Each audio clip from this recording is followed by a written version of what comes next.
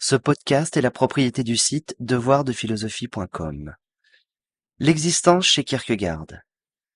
Il n'y a pas de système de l'existence, déclarait Kierkegaard. Cette phrase est assez représentative de la pensée du Danois, ainsi que de sa révolte contre le système de Hegel. Précurseur de l'existentialisme, l'individu, comme il se nommait lui-même, der Enkelte, en danois, voyait l'existence comme profondément subjective et tragique. Kierkegaard refusait, de son propre aveu, d'être réduit à l'état de paragraphe dans le système de Hegel, justement parce qu'à ses yeux, l'abstraction de la dialectique spéculative de l'allemand oubliait tout ce qui caractérise l'existence concrète vécue, le tragique, la souffrance, l'angoisse, le pathos, le désespoir, le paradoxe, etc. Aussi, face à cette prétention d'objectivité que la dialectique hegelienne exposait, Kierkegaard oppose une dialectique négative, c'est-à-dire un mouvement existentiel qui, parce qu'il est fini, tragique et insurmontable, ne peut se résoudre dans l'affirmation d'un savoir philosophique positif. C'est dans cet élan que le Danois met en exergue les trois véritables choix existentiels qui se présentent à tout individu.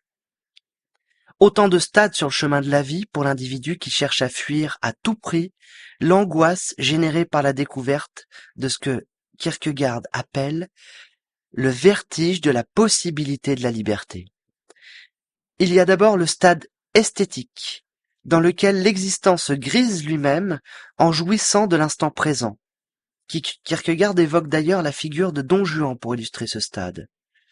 Ensuite, le stade éthique, dans lequel l'individu tente de s'harmoniser avec les règles et les normes de la vie en société, par exemple le mariage, en acceptant la répétition d'instants modestes.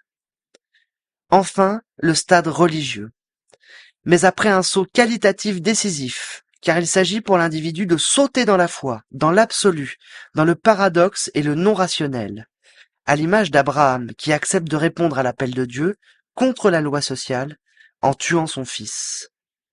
Les trois stades ne sont pas conciliables, contrairement à ce qu'évoque le concept dialectique hegelien de surpassement, le fameux Aufhebung. Un abîme incommensurable les sépare. L'existant, qui n'a pas véritablement de repères auxquels s'accrocher, doit faire constamment des choix qui orientent profondément et irrémédiablement sa vie. Il est, en ce sens, un premier commencement, totalement responsable car libre.